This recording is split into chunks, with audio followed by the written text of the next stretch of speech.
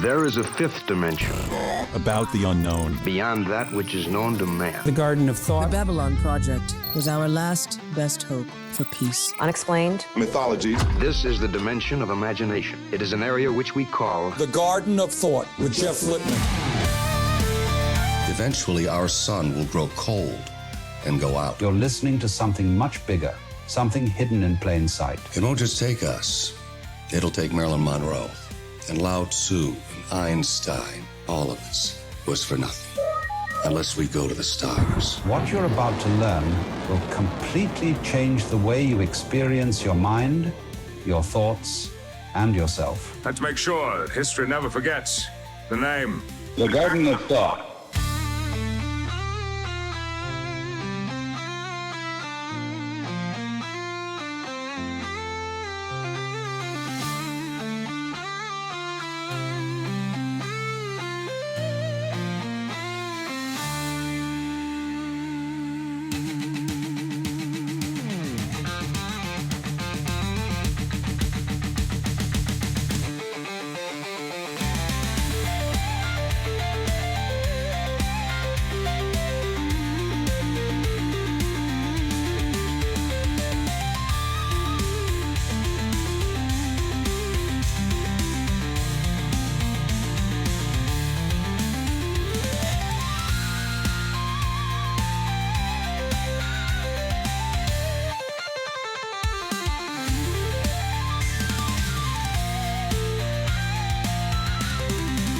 Welcome everyone to the Garden, and we're bringing back in not the Bayou Geeks, but one of the Bayou Geeks, a geek, Maximus. The other geeks were afraid to come back. Chris Matthews said he would come, but he hasn't told me what he wants to talk about yet. And Dirk said there's no way I'm going on that show, which of course means that all I want out of life is to have Dirk on this show. Yeah, I was going to say, yeah. There's of course, I have no idea what he has to say or what he has to talk about. He is the least interesting of the geeks by far, but still, because he's refused me, that's all I want. But I shouldn't give short shrift to the person who's actually here. It is Maximus. How are you, Maximus? I'm doing good, Jeff. Thanks for having me on. I appreciate it. I really do. I told the guys earlier today that I was going on there. I think Matthews is just caught up with all those other podcasts that he's got. He's on Rich Dow all the damn time. He always wants to come on our podcast. Didn't they just move in together, him and Dow? They might as well. Might as well. I know he was living with Rick, his good friend Rick, because he was always in on the live chats, and Rick's always in there. We always used to call Rick the Ghost. I told him he should change his name to Rick the Ghost. Every time he walked by, I was like, "Oh my God, there's a ghost back there! Did I see that, or was that just me? Was nobody else seeing that ghost? Because nobody else would say anything." It's Rick in Baltimore. I know he's there because he's in Baltimore. I mean, nobody's from Baltimore. I mean, come on. Another places that's like that is Orlando. When I lived in Orlando from 2000 to about the middle of 2009, and I only knew about a handful of people that were like born and raised in Orlando. Everybody else was from somewhere else, and they just lived there for 20, 30 years. Like, I had a next door neighbor who was a retired Pittsburgh Steelers cop. Well, he was a Pittsburgh Steeler, and before he like officially retired, he worked all the Pittsburgh Steeler games as security, and he had so much Pittsburgh Steeler stuff and so much Pittsburgh police officer stuff. And I was like, how long have you lived around here? He's like, oh, since '87. I'm like, Jesus Christ. I'm like, you were here for, okay, all right, you've been here for a while. He's like, yeah. Like, we used to always have a house down here, and then we just bought a condo and just decided to live down here. It's great. It's 80 degrees every day. No, I know a fair amount of people who are actually from Orlando. Maybe as I went to Emory, for college. So it's not terribly far from Orlando. I mean, relatively speaking anyway. But my son lives in Orlando now. He's not from Orlando, but he's chosen to live there. Went to university there. So there's that. So Matthews, I don't know what you want to talk about. Dirk, who knows, but you refuse. And I think Castro is still, trying to put ice on his burns from last time. So, but you bravely have come on and actually proposed the topic of conspiracies, which I have bravely accepted, because I don't know what you want to talk about. I mean, there's so many things that can be called conspiracies, and there's so many conspiracies in history and in present. So, listen, lead on, playa. All right. One of the big ones that's always out there, and this is one that I've been harping on for years now, and mostly because of the fact that I've noticed some things that just don't feel right to me anymore. But the Mandela Effect. This is a very popular one. This is one that's highly debated by millions, if not billions, of people all over the world all the time, and I understand why, because everybody's like, "Oh, you're just misremembering it," and I'm like, "You can't tell me what I remembered and what I didn't remember." Right. But not only that, but then like some of the video proof of stuff that comes out, and then everybody's like, "Oh, that's doctored, that's AI." I'm like, no, there's some of the stuff that's been out for 10 years. Like when YouTube that they've put out, like, so this is we didn't have AI back then, and if we did, where the hell were I? Like, where was everybody else at? But like the biggest one is the one that I think of the most whenever I hear of it, and of course my cat's decided to fight in the background. Sorry about that. That's fine. Is the Shazam movie, the one with what the hell is his name? Sinbad, yeah, Shazam. And that absolutely happened. I don't know where it disappeared to, what Doctor Strange Multiverse of Madness, but it absolutely was a movie. I remember seeing it at a friend's house, and I thought this was it was the stupidest movie. I was like, what kind of like Sinbad genie this thing? This is just bad. It was such a bad movie. And I remember clips of it when they found it upstairs in their like grandparents' attic or some shit. I'm like, how is it? And Sinbad even says it himself. Have you ever seen some of the interviews that he's done? He's done interviews where he's like, no, I don't even. He's like, I've never did that movie. There was never a movie like that. This is just people confusing me with the Shaquille O'Neal one. And I'm like, no, it's not. Shaquille O'Neal, we know who Shaquille O'Neal was. This was before Shaquille. I think this was before Shaquille O'Neal was even like big. I think this because Shaquille didn't come into the NBA until like 94, 93, 94, something like that. 92 or something that he was, in LSU. I mean, a 7'2" guy, but yeah, he wasn't, in show business and a household. No, this is, and Shaquille was Shaq Fu. I mean, next thing you're gonna tell me Shaq Fu didn't happen. Yeah, and it's just things like that, and then like I've even had this conversation with Fatty off the show because he doesn't want to talk about conspiracy theories on the show because he knows I'll go on for hours. That's why my wife was scared today, but she's like, "How long are you gonna be on for?" I was like, "Well, we're talking conspiracy theories." She's like, "Shit." She's like, I don't want. At least you get to talk to somebody about it. That was about the only thing she was happy about it. She's like, you get to talk to somebody about something I know you like to talk about. She's like, because I've heard it all. I don't want to hear about it anymore. I've showed her all the videos. I fast forward all the memes. I'm like, babe, did you see this? She's like, I don't care. I agree with you 100%. Sinbad was in a movie called Shazam. I do not care what they say. Maybe there was some sort of strange intersection of dimensions for some short period of time where that movie came into our existence and came back out, but I absolutely have a memory of it, and I'm pretty sure that I saw it, and I'm pretty sure it sucked. Yeah, I know, and that's the part that just drives me crazy when people are like, no, you're just misremembering. You're like, you can't. Like, I can understand if somebody had a bunch of multiple head injuries, did a lot of hardcore drugs, or this or that. I can understand, oh, maybe you're just misremembering. But there's certain stuff that just like, here's another one that's a big one. Fruit of the Loom. The cornucopia of the fruit with the cornucopia behind it. Only reason I knew it was called the cornucopia is because the shirt had it on there, and the only other time I saw it was at Thanksgiving time. Oh, okay. Like in school, making little cornucopias, when you're cutting them out, because you're, second and third grade and shit. But I knew what a cornucopia was because I'd already seen it on the back tag of a Fruit of the Loom shirt. And there's been videos out there also of that people have gone back and like shown like, no, this is a shirt that I've had since I was a kid. And look, and you can look at the tag and it's a little faded, but you could see like the outline of where the cornucopia was. And I'm just like, people are like, no, it never happened. You Google it. Google says it never happened. It never existed. I'm like, yeah, because I trust you, because even on your AI, when it says your AI comes up, it says AI may be incorrect. That's right. I seen a thing that said AI said that Oreo, like just the word Oreo, like Oreo cookie, was a palindrome. It cannot be a palindrome. It's OREO. That's not Oro. That's a palindrome. Right. But not Oreo. Nope. And then it said, and then it says that it is a palindrome. And then it says in the same sentence right after that, oh, it's not a palindrome. I'm like, what the fuck? I'm like, this is why I don't trust AI. I don't trust Google anymore. I can't trust it because it just.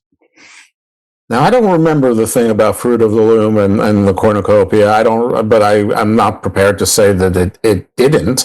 I definitely knew what a cornucopia was, like Thanksgiving and, sort of Sukkot and, typical harvest stuff. But even like, Halloweenish. But I can't say that it wasn't from Fruit of the Loom. So I cannot dispute it. I can neither confirm nor deny that I recall that. No, see, and that's the thing. A lot of people are like, well, I don't remember. And I was like, the only reason I remembered it is because I had a lot of Fruit of the Loom stuff growing up as a kid. That's the reason. It's in brain. It's like, it's engraved in my brain. It's not going to go away. So when people say that doesn't exist, I'm like, I don't even understand that. That doesn't make sense to me. We were more of a Haynes household, but I'm a Haynes guy now because, I can't go with those guys. I don't know what they're doing with their operation. I don't know anything about any of their operations, to be honest. But there is one that I have that people tell me I'm crazy about. But I remember distinctly, for a period of time, there was... So, there's the monster cereals. There's Count Chocula, there's Frankenberry, and there's Blueberry. Mm-hmm. I remember for a while there was a fourth one. There was a cinnamon one with a werewolf. And maybe it came out seasonally, and maybe it was there... No, that's a real... I remember that. That was a limited time when it didn't do good, is what I think happened. Like, I don't remember marketing and stuff back then, but I think it was out for a limited time. I remember seeing it scarcely. No, but I know which one you're talking about. And I loved it. And people like, it did not exist. I'm like, it absolutely did exist, but I can't find it. I looked for it, and it's been scraped. Yeah, I think it was like a knockoff of like Cinnamon Toast Crunch. But I think it predates Cinnamon Toast Crunch, and it was actually more delicious than cinnamon. It was more like... The consistency of Captain Crunch was cinnamon, than the Cinnamon Toast Crunch was. The thing I didn't like about Cinnamon Toast Crunch is that it got so soggy so quickly. Yes, it was very thin. Yeah. I never understood why kids liked it so much, because kids don't like sogginess, and I don't like sogginess. Just eating them as sugary crackers, that I get, but they were actually a little bit too sweet for me in that way. Like, just the same reason I like Fruit Loops more than Fruity Pebbles, because Fruity Pebbles were just a little bit too sweet for me, but they got soggy too quickly, unlike their Rice Krispies brethren or cousins that were made by Kellogg's, as opposed to General Mills or Post or whoever made or still makes the aforesaid Fruity Pebbles.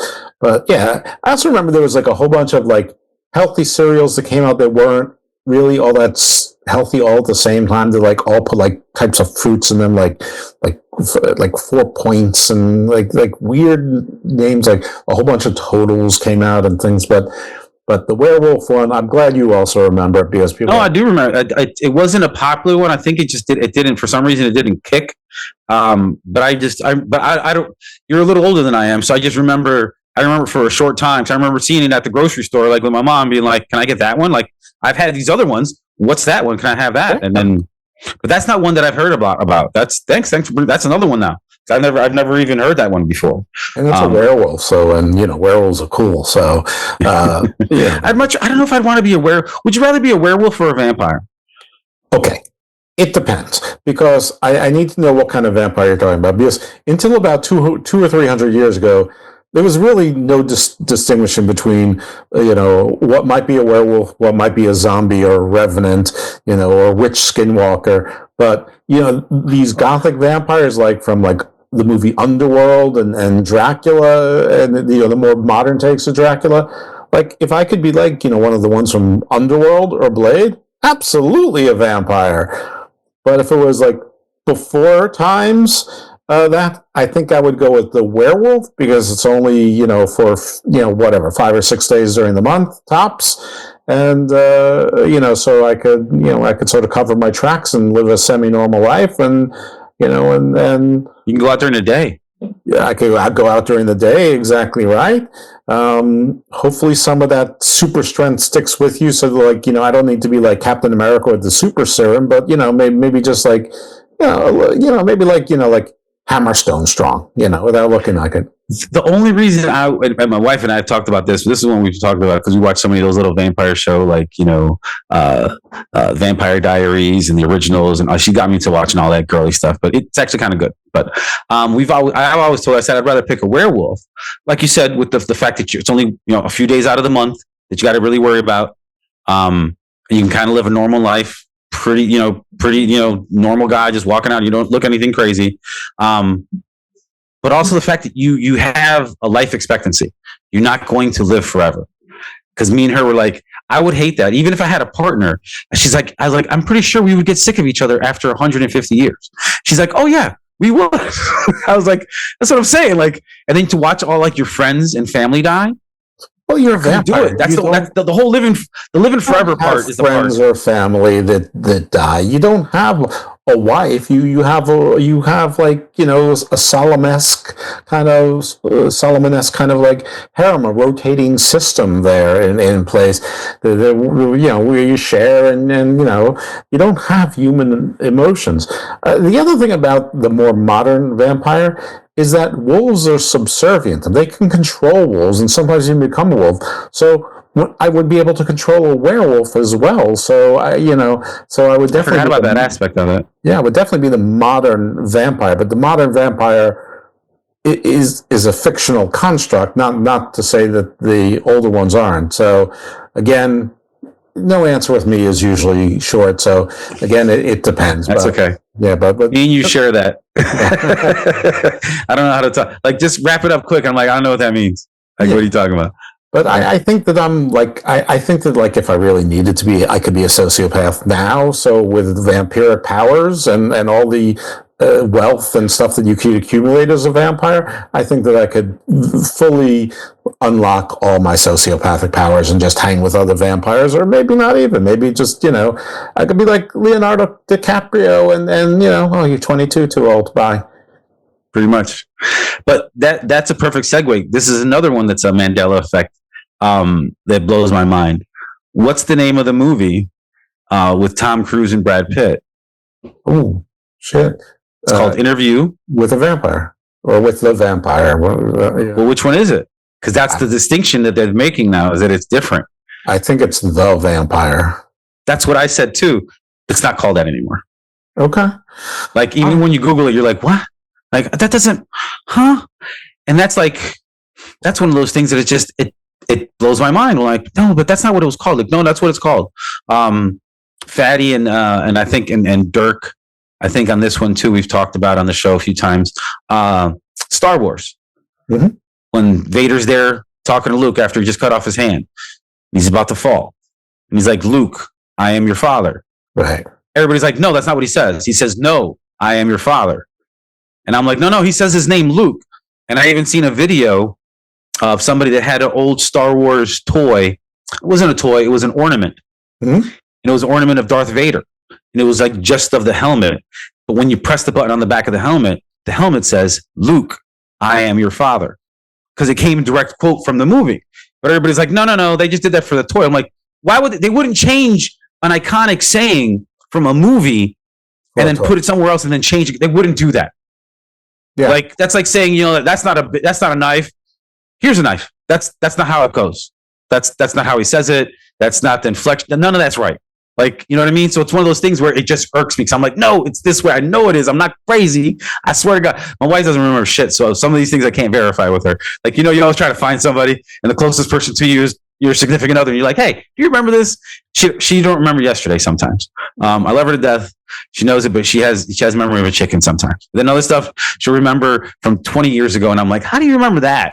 But you can't remember if you close the door in the bathroom. It's fine. So, this is obviously my second wife, and she's from another country, another continent. I don't know that she's ever even seen Star Wars. I've never been asked because she doesn't care about movies. I mean, every now and then she'll watch a movie and then she'll say very nice, but usually she falls asleep because she's just humoring me to watch a movie. Yeah, I get that. So, but the translation, I'm sure if she did see it, she saw it in Spanish, and so the translation may change things entirely. So it very much does. Yeah, I wouldn't even bother. So most of these things I wouldn't ask her about because she wasn't in this country or on this continent. When cinnamon, whatever monster cereal was around or anything. What I can't believe is that people don't remember the cinnamon oblivion dessert from Outback Steakhouse, which absolutely existed. And I know that it existed because I complained to Outback so much that they actually brought it back one summer as a special item and then got rid of it again. But it was the best dessert ever and had these like little hazelnut cinnamon crunchies in it. Okay, that's something. I see. I don't know. I've never been to Outback enough, and I'm not a big. I'm a candy guy. I'm a sweets guy, but I don't eat desserts at restaurants. I don't know why. Like every once in a while, somebody's got like a good hot fudge brownie, like a brownie sundae. Right. I mean, the mystic we could share, but that doesn't happen. Like a volcano lava cake. Exactly. Yeah. But the cinnamon oblivion was that. It was. That sounds familiar. But I like you said before, I can nor confirm nor deny if I've ever heard of that or seen that because I didn't go to Outback enough. I didn't like their food enough to be like, oh yeah, I remember everything on their menu. Well, guess what? I haven't gone back enough since because I'm not, because the cinnamon oblivion is better, and just like every other chain restaurant, everything else has gotten worse. Yes. So there's no point while the prices have gone up. A couple things remain the same at Outback. Not that this is a conspiracy. Their brown bread and honey butter, delicious. Their honey mustard dressing is still top notch. Very good. And that's probably about it. As far as chain steakhouses go, it's fine, but you're not getting a great steak. You're getting okay. You're getting your baked potato top with freaking everything, and you're just tasting like cheese and bacon and sour cream. So much bacon. So much bacon. But yeah, so there's stuff like Monopoly. I just heard McDonald's going to bring back the Monopoly Man. I remember him with the eyeglass. Yeah, with the monocle. Yeah, the monocle, right? He had it. Sure. Nope, never had it. Google it. Doesn't exist. Never happened. You're confusing him with Mr. Peanut. And I'm like, no. I know who the fuck Mr. Peanut is. Excuse my language. But I know who Mr. Peanut is. He's not the Monopoly Man. Okay? I've thrown enough boards in my life saying that I quit this game to know what the hell the Monopoly Man. But those are the things that are like popping up. They're like, yeah, that doesn't exist. It never existed. One's a peanut, one's a man. I mean, come on. I know, but that's another one. Like there's just it's the Berenstein Bears. Remember those the bear family? Yeah, and now it's the Berenstain Bears. Stain Bears. Yeah, there's a video out there. I can never find it, and if I ever save it, for some reason whoever posted it takes it down so that I no longer have access to it. But there's a video where there's a guy holding an old Berenstain Bear book in his hand. With his other hand, while he's got, I guess, a GoPro or something on his head, with his other hand, he has a 2011, like a PDA with a camera, and he's looking at it through the camera so you can see where it says Berenstain Bears. As he walks into his room, he has a weird room in his house. He said, everything's been weird in this room since I did some stuff, changed some stuff around. But he walks into the room, and while he's walking in the room, and you can see him while he's still at the camera, and you're looking through the camera, you can see in the camera, the name changes from Berenstain to Berenstein as soon as he walks through the door path of his room, which was like, what? And then like there was a couple of links, and of course I've go down a rabbit hole, and an hour and a half later, it's like, oh, it's 1:30. I need to go to bed. Yeah. Where it's a bunch of videos where they said if you get old phones, I think it's before 2012, 2013, if you get old phones with cameras and video that are still on it, like that still work and operate, that to look at stuff through that used to be something different, and you could see it through that phone, because for some reason when you're looking at it in our version of reality or whatever it may be, that's a whole nother part where we're going to get to hopefully. And you could see the layer that we're sitting on top of. So are basically. You suggesting that the point that we switched to a different technology is the same time that we were switched into a different reality and everything became a simulation where only the old tech could reveal these things that were truth, and certain little things were replaced by our new overlords in the Matrix, and that we really are in this, the Gnostics were right, they were just early. You know what it coincides with? It coincides with two different things. It coincides with, I think, the Mayan calendar, that said they were supposed to end in 2012. And that's honestly when I started noticing stuff. And then also, I believe CERN was not too far before that. The Large Hadron Collider between, I think, was it Switzerland, France, and Germany? Yep, right there on the borders there. Yeah. The Austria's there too. I don't know. They haven't been but yeah, was it the Higgs boson particle? The Higgs boson particle. They found it. The God particle is what they called, which is something that I've learned from watching Big Bang Theory. That's how I knew what that was.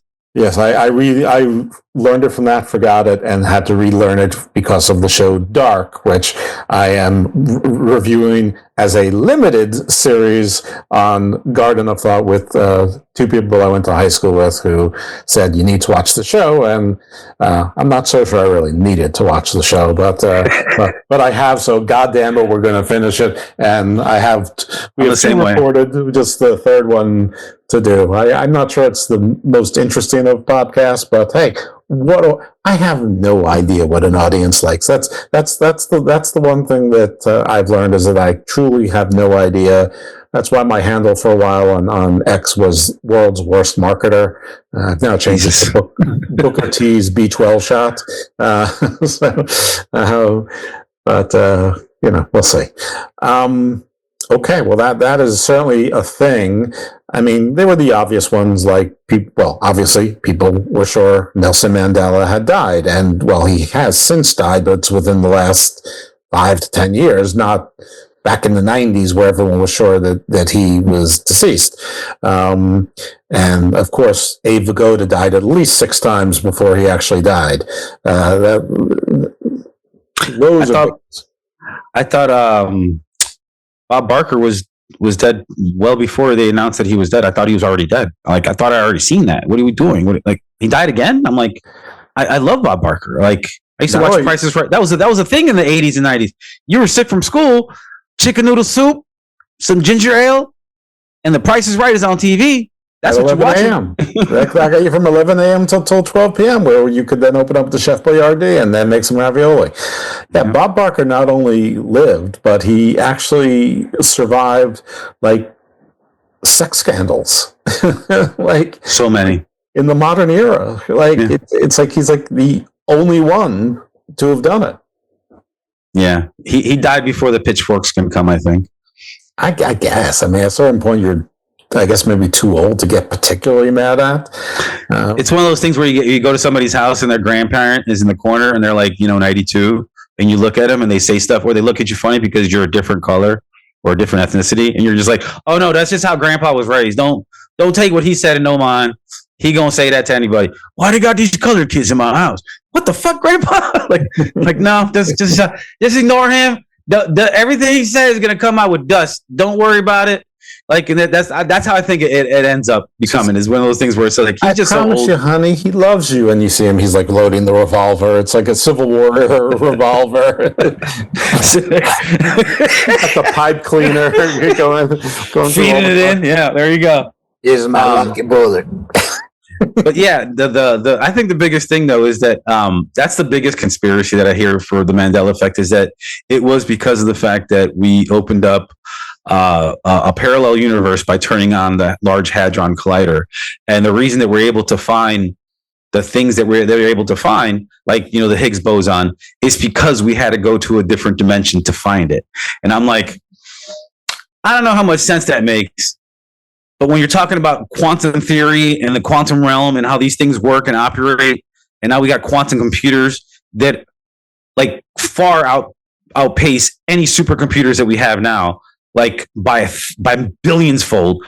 And I'm just like, what? They're like, yeah, they basically do everything at the same time all the time when they're doing something. I'm like, how is that even possible? I didn't know time worked like that. It's a coincidence that if we split into another dimension, that we split into one that was so closely aligned with our own that there's only these little mini differences. But maybe that's how string theory works. Maybe the ones that are closest to you are the ones that are actually closest to you, the most similar, and as you get further and further away, like at some point I'm tall and handsome, which would be like, many, many quantums away. And you have a huge following, you got a big show on national TV, You're like the most popular guy ever. Like, yeah, Jeff Littman. Duh. Who doesn't love him? I'm like like Joe Rogan and like George Clooney combined. You know, you're the tastemaker. You're the guy that if you go on his show, you go on his podcast, man, you're gonna be a big star. People are gonna know who you are in the world. But no, I've seen somebody explain that theory of the parallel universes or the universes stacked on top of each other. They were all just a thin veil. It said looking at a color spectrum, as you go from one side of the spectrum to the other, it changes color, but slightly until you get to a whole different color. But then you didn't even know that the color changed until it's too late. Then all of a sudden you're changing into another color. And I'm like, huh. He's like, yeah. So that what they were saying was that basically when CERN opened up and turned on that LHC, that it spun around and it broke the wall between us and the one next to us. That's just like us, but there's very similar differences. Like, I think I've told you this last time, the movie Fringe or the show Fringe, whenever you get a chance, bookmark it. That's a show you definitely want to watch. It talks about stuff like this. It's not free on any system that I have. Oh, it's not free anymore? It was on Prime. Well, maybe I had it through Max. I think I had it HBO because my HBO Max and Prime are linked, so I think that's where it came through. It doesn't matter. At some point, it will be on one of the freebies. I'm convinced that these services, I mean, they've already done it a little bit, but I'm convinced that at some point these services will all start swapping their original shows to make some money off of them, to reduce the cost of making new content all the time and having, to pay for expensive actors. Instead, they'll just, say, hey, first now we have The Bear, on Netflix, and and Hulu will have Stranger Things, or whatever, and they'll eventually have to do that because they're turning all the streaming services are just turning everything into cable again. That's all they're doing. Right, so it's just wireless cable, which I mean, you can get wireless cable now. I mean, the word cable is just a convenience. I mean, they're begging me to get wireless cable. I'm like, yeah, I don't want anyone in my house. I don't want you to touch anything. And plus, they charge you like $500 for this, but you won't have all this clutter. I'm like, this clutter is all behind the TVs and like 6 inches of wall. I don't give a shit. That's not space that I'm using. But yeah, that show Fringe is it talks about that a lot, where they basically, broke the wall between this place and the place next to us, and everything over there is completely different. It's not even very similar. The people are still there, but they're all the people that are there are different than the people that are in this, universe or this reality. But that's the part that make, like, when people say stuff like that, I'm like, well, maybe that's why it's all together, because it would make sense if we've got all these different things. And like, the biggest thing about the Mandela Effect is that the only reason it's so big is because so many people remember so many things that are different than what has been told to us now. We've been told plenty of lies by our government, but something like this is a little different to me. This isn't just like a cover-up or a scandal. This is something that it doesn't make sense. Like, I can't comprehend. Like, I can never go into because the government wouldn't know it happened any better than anybody else would, because to them it's the same thing. They woke up in the same bed. They saw the same people on their morning TV show. They got the same newspaper, and then they heard these little things like, oh, it's Berenstein, not George Berenstein, not Berenstein. Okay, fine, whatever. Maybe they never enjoyed Cinnamon Werewolf monster cereal, or maybe they didn't care that Shazam was a movie or wasn't a movie. They're like, so they're busy doing whatever they're doing, and there's no reason to think any of the governments would have any more insight than we would. The people at CERN might not even realize it, because they all got flipped inside out simultaneously like everyone else. So, like the rest of us that didn't feel anything, they didn't feel anything either. And their counterparts are in, our universe over there going, Berenstein Bears? That doesn't sound exactly right. But okay, whatever. All right. You say so, yeah. Yeah. Here's another one that I remember, and I remember this one specifically because I was a kid watching cartoons. Looney Tunes used to be Looney, Looney, and then Tunes, Toons. Mm-hmm. No. That's not what it is, Jeff. It's tunes, as in like music tunes, Tunes. Doesn't make a bit of sense. Why would it be? because it was cartoons. That's why it was called Looney Tunes. It wasn't called because of Looney music. Right. It wasn't called Looney Tunes because of music. It was called Looney Tunes because it was cartoons. That's and right. tunes is yeah, but that a visual experience. That didn't exist either. I see. That's what I'm saying. Like these are some of these things. I know. I don't know if you knew about some of these, but like these are the ones that like are the most common ones that I hear about all the time. But that's the one that I was looking up. I was like, what else did I have on here? Yeah, what else do you have on there? What is that you have there? What was that? Is that like a drinking bottle, or is that like it's just like it's a big thermos? Vape? Just no, not a vape. I don't vape. No, I don't. I'm gonna smoke a cigarette. I'm gonna smoke a cigarette. Oh. You know, I don't smoke those anymore either. Smoking is sexy. Light up, America. What is it? C-3PO from Star Wars. As I said, that he has a silver leg. I remember him having a silver leg from like the knee down on one of his things. And then Dirk, and I think Chris Matthews and Fatty both tried to tell me, no, it happened after this one scene when they put him back together. I'm like, no, dude, he was always gold. He was solid gold the whole time, never changed. They're like, no, that was different. I think I remember having some miscolored ones where he got blown up and Chewie was carrying him around on his back and they put him back together. But okay, who knows? Maybe that's just the fringe talking to me.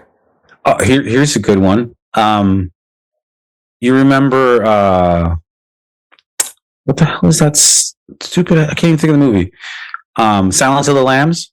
I remember it. Hello, Clarice. Yes. Never said it. Never said hello, Clarice, huh? This is what I'm talking about, Jeff. This is the shit that this is the part where I get upset because I'm like, no, there's no way in hell that didn't happen. Like, what are you talking about? That's why it's a famous line from the movie. That's why people quote it. But that's another one. Like, it's like, so you remember that? Like when I said it, you knew it right away. Don't tell me that he didn't say, I'm having a friend for dinner. Yeah. Jiffy, like the peanut butter. It wasn't ever Jif. It was called Jiffy. But no, it's not. It never was called Jiffy. It was only called Jif. Always only called Jif. Jif is all it was ever called. And I was like, I don't know. I'm not sure about that one. I don't remember. I mean, there's Jiffy Lube, that I know, but I don't remember. There's Jiffy, like Jiffy Pop, like the popcorn or something. Oh yeah, that absolutely, the one that you cooked on the stove. Yeah. Do they still sell those? Maybe somewhere in some middle America, small town. It seems like something they should carry at Cracker Barrel. That would make sense. Yeah, let me see what else is there. Febreze. It doesn't have the two E's in the middle. Yeah, it doesn't have the two E's in the middle. It only has the one E. Oh, really? Yeah, that's what I said too. I was like, I remember it with two E's because that's why it was called Febreze, and they did no, it's just Febreze, basically, because it's just one E. Febreze. Okay. Yeah. What are you going to say next? That Fabio wasn't a thing? Chick-fil-A. Yeah? What about it? It was spelled with a K before, the chick part. Instead of now, if you look at it, it says CHIC. Filet, where it used to say CHICK. Filet. Okay. It doesn't. They said that never existed. That never happened. So what was saying? It was always chic filet? Uh-huh. I think I remember a K as well. One that always bothered me, especially because I drive one of these cars for work, a Ford. You know that weird little squiggly line on the F part of the Ford? No. Let me see if let me show you the logo so you can see it. The only American car I have ever owned was a Jeep Cherokee. Yeah. You see the little squiggly line in the F? Yeah. Sure.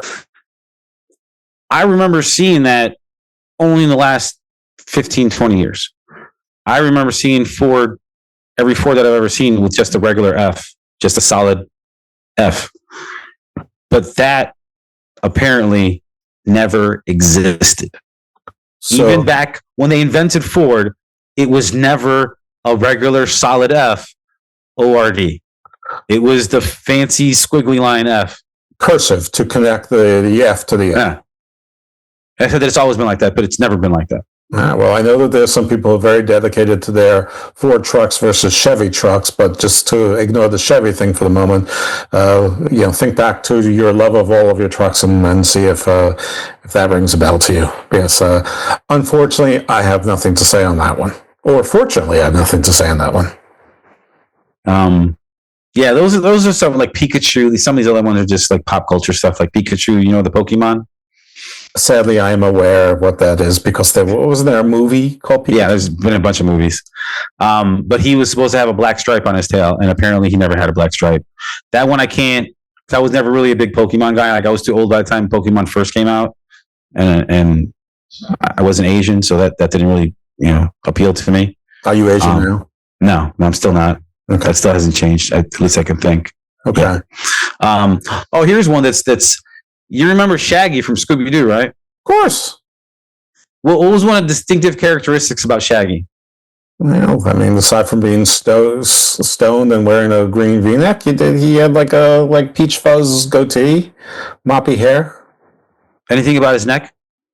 Did he have a little Adam's apple popping out? Not anymore. Oh. Why? And it's not something that they said that they've changed.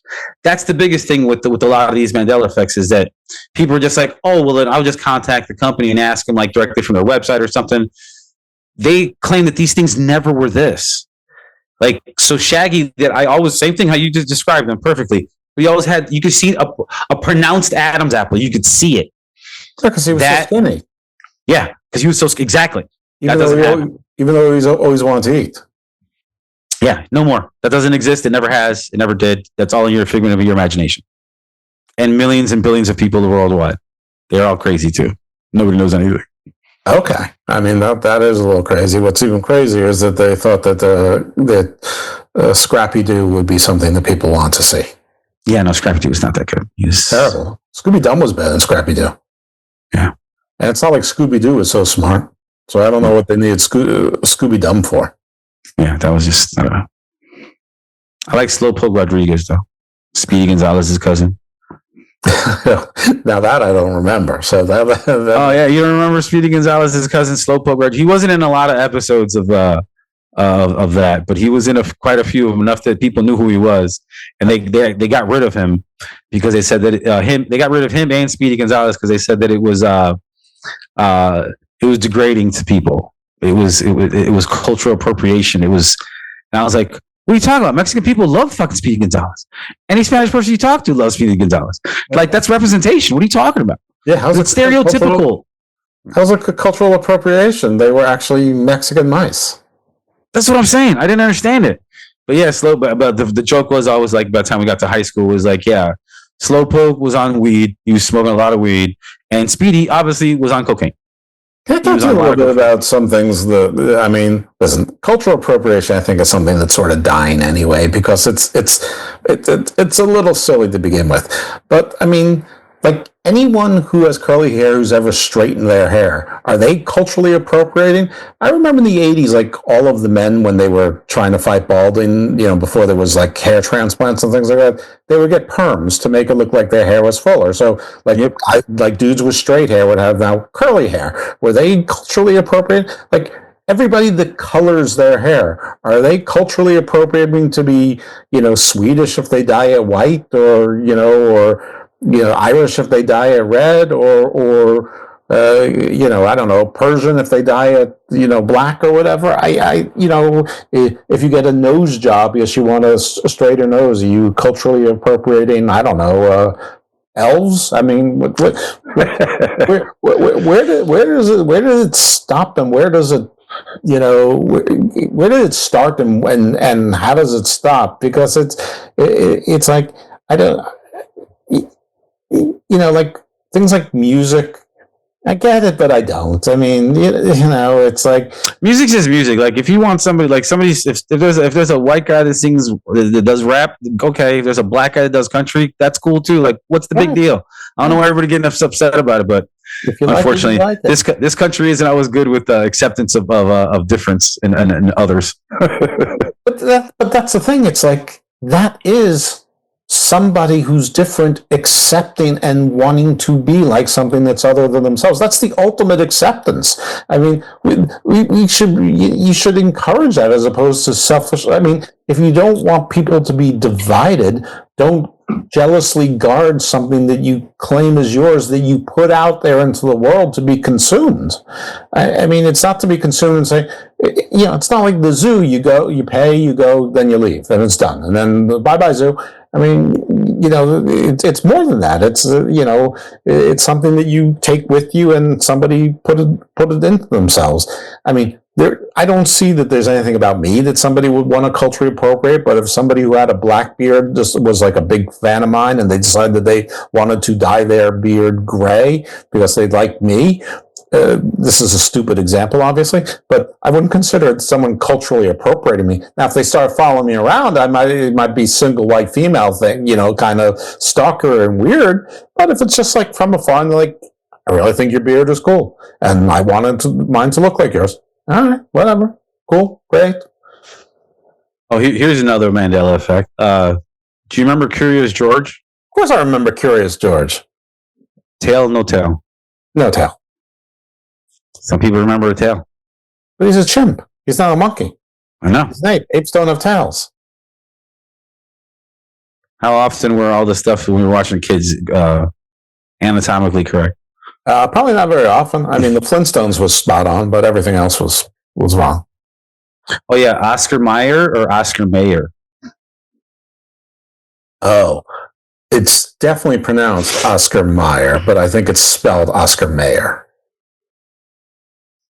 That's the thing. I don't remember. I remember the song. My baloney had a first name. It's O-S-C-A-R. My baloney had a second name. It's M-A-Y-E. But they're saying it's Oscar Mayer. There was an Oscar Mayer. It was definitely Oscar Mayer. And probably because they didn't want to be associated at the time too closely with Golda Meir, who was the most famous, Israeli when that was back around. And, Israel, was, except for sometime during the Bronze Age, was, never particularly popular. So. Oh, here's another cereal. Fruit Loops. Yep, Fruit Loops, delicious. Do you spell Fruit Loops F-R-O-O-T, or do you spell it the traditional way of fruit F-R-U-I-T? Traditional. That's how I remember too. It's not spelled that way. What is it? Dutch? It's F-R-O-O-T loops. Fruit?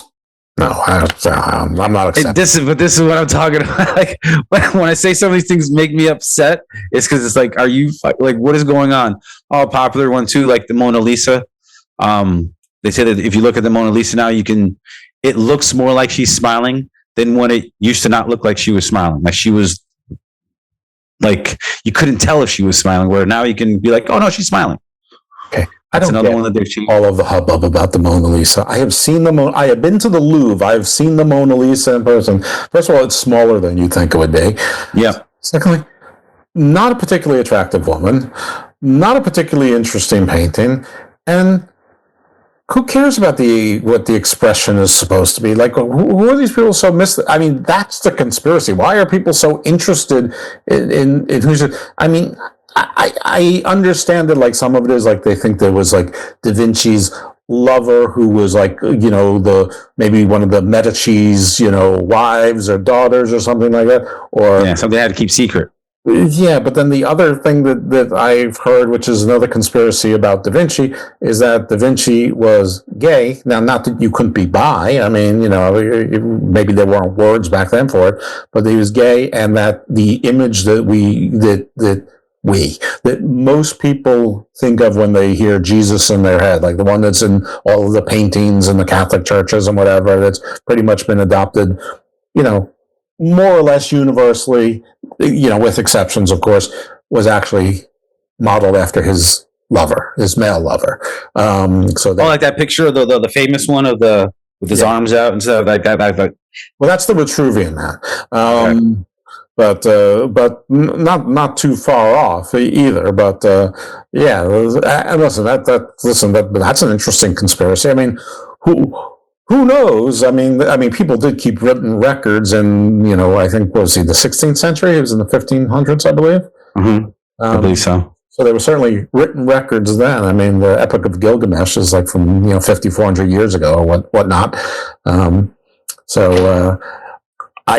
don't know. Yeah, and it could be both. Maybe he was having an affair with his patron's wife, daughter, sister, mother. I don't know, and also had one or more lovers on the side, maybe of multiple, genders and sexes and whatever the right term is these days. It doesn't seem like a guy like Da Vinci would let himself be, boxed in by, conventions. Anyway. Here's another one. Apparently some people have been going on it. This is a recent one. This is one that's just a recent one. But apparently in October of 1582, we skipped 10 days. And that wasn't something that I remember ever being talked about or discussed ever. But all of a sudden there's just 10 days in that month. It goes from the 2nd to the 4th, or what was it? It was like the 4th. Yeah. Okay. I think I know what the 4th, and then it went to the 15th. Okay. So there's this whole thing about a missing 300 something or other, and the difference between the 10 or 11 days, if this is what you're talking about, it's real, but it's not that we skipped it, it's that we changed calendars. So the powers that be, which at the time would have been probably the Holy Roman Emperor and the Pope at the time, and whoever the other high falutins back then, the hoi polloi, they switched. The same reason we have leap years and things like that is because a day is not actually 24 hours. It's like 24 hours and like 1.2 seconds or something like that. And axis, and it wobbles, and so our years are not exactly 365 days a year. I mean, we've got calendars of everything. It's actually in the Book of Jubilees that is been ousted from most Christian religions as being non-canonical. But in that, God told us that the holy calendar was 365 days. Anyway, long and the short is that they agreed to switch from the Julianic calendar to the Gregorian calendar to make up for the time. And because of that, we skipped 10 or 11. We went 10 or 11 days to change the day to make up for like 300 years of errant timekeeping. But it's almost like if we on worldwide adopted, daylight saving time sucks, so we're just putting the clocks ahead for a half hour now and forever. And it's not like we skipped a half hour and we just changed the clocks, and that's all that is, or at least because time isn't real. Well, I mean, time is simply the measurement of movement. And the time that we constructed, I mean, I guess wherever you are, you could probably say 1/1000 theoretically anyway. But would it matter if 1/1000 wasn't 60 seconds a minute and 60 minutes in an hour and 24 hours in a day and so forth and so on? I mean, would you do 1/1000 if your minute was actually 426 minutes? I mean, it takes Jupiter, 260 years or something like that, not Jupiter, Pluto, to go around the sun. Mm-hmm. So, is a second for them the same as our 1/1000, or would a Plutonian second be, whatever that divisor is of, let's just say it takes 220 years. Of their measure of time, yeah, exactly. No, that's the thing. That different planets, different rules as far as time goes. If you're measuring time as to, for you, how you perceive the movement of things, or if you're measuring the movement of the skies, I mean, I guess that would sort of be the same as you get further and further, but closer. I mean, the sun would seem to be stay in the same place for a lot longer time if you're looking at, through some telescope from Pluto. Because from Pluto, I mean, the sun looks basically just like a slightly big star. Yeah, I was gonna say, it doesn't look looks different than it does for us. How about the conspiracy theory that the Earth is flat, but all the planets around us are not? That's fantastic. That one drives me crazy. Well, the whole flat Earth thing sort of drives me crazy. I mean, first of all, it's hysterical because if every now and then there's these like little, when you do a show that was called Garden of Doom and now called Garden of Thought, the algorithms hear you and start feeding you things, some things you like and some things you don't. And some of them is like flat Earth maps or whatever. And so one said to flat earthers, this is how the Japanese attacked Pearl Harbor. And you see that they had to go all the way around and they had to go under, Cape of Good Hope and Cape Horn and go all there and get to Hawaii, in airplanes. I mean, it just shows you the absurdity of it. I mean, but we have planes. And like, I remember somebody once asked me on a podcast, why on the airport do the planes go in arcs? Like, they don't go in arcs. It's because the Earth is round, but the screen is flat. They're telling you the route. It's like everybody saw that same cartoon that I did, where it was like one of those Justice League, where Superman went wild, and so they're all trying to stop him, but nobody can stop Superman. So Hawkman decides to fly all the way up into like low Earth orbit and then go back down. He can't keep up with Superman, but because when you go higher, if you just move yourself by 3 degrees, you're so much further when you hit. You're so much further away, yeah. So he calculated that in his little hawk head and intercepted Superman and hit Superman with a mace, which of course it's a Hawkman mace, but it's like basically, stop Superman for about half a second. And then of course he took care of, it wasn't enough time for Green Lantern and Shazam to get there, which, maybe the three of them would have stood a chance. Slow them down a little bit more, yeah. Yeah. That's the problem. People don't understand geometry. Like geometry will tell you, like if you're 1 degree off, by the time it goes to where, depending on how far we're pointing, we could be thousands of miles away from where we're supposed to. Like the trajectory of like the satellites in orbit. If they're a millisecond off, a millidegree off, that fucking thing is flying into the outer space and it's gone. It's like later. There goes $6 billion. Thanks, guys. That's right. Appreciate it. Even more, those telescopes and things that are at Lagrange points, so that they don't move, so they're always in the same place. I mean, goodbye. Nice. That's great. $30 billion and thanks. 35 years of research and investment that down the tube. Yeah, there's a lot of stuff like that. It doesn't make a bit of sense, and it's a little bit funny because some of the folks who adhere to that also somehow adopt sort of like ancient cultures, like, and believe that like certain things were aligned to the stars and whatnot, which move. And so in order to create the alignment, you'd have to have astronomers who can predict the alignment, which requires that it's Euclidean and Pythagorean and whoever. A lot of math, man. A lot of damn math. That's for sure. Whoever the Egyptians and the Babylonians and the Mayans and the Chinese, they've also figured this out, that their names are lost to time. That's the crazy part. Like, there's another conspiracy theory that a bunch of history and a bunch of knowledge that we should have was lost and was taken away on purpose by not just our government, but all the governments. Because they're like, no. This is too much stuff. They can't have this kind of knowledge and power. Our government wasn't, the United States of America was not even remotely considered a world power until after the Spanish-American War, which is around 1901, and really not until around World War I, which is just over 100 years ago. So all of this knowledge, okay, so even if you take the United States out of it, which nobody takes the United States out of it, and say, well, the CIA has access to, from MI6 or, in the Mossad, the Israel, it's been 80 years old, but, at least in this iteration. But yeah, to what end? Why would we not want to be able to levitate rocks and make cyclopean structures that we're already making in a much more difficult and dangerous way than if we could just levitate rocks using sound resonance? It's the same reason that not a single pharmaceutical company that's ever been around has ever cured any disease. Except they have. They've cured lots and lots of diseases. Not the big ones. Not the ones we've been waiting for forever.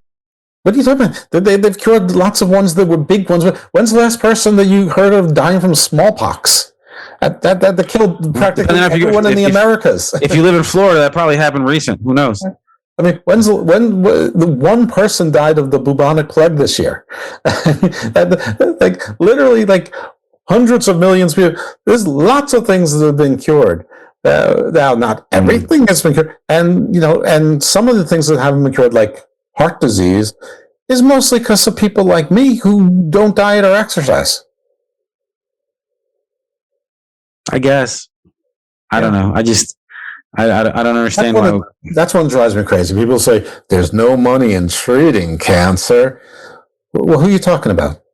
The United States? Well, that's really cynical, but okay. I'm sure your doctor is so cynical and, hasn't for 10 years didn't try to talk you out of taking Lipitor and told you to diet and exercise. But let's just say the entire American health system is corrupt because it's a pay-to-play kind of situation.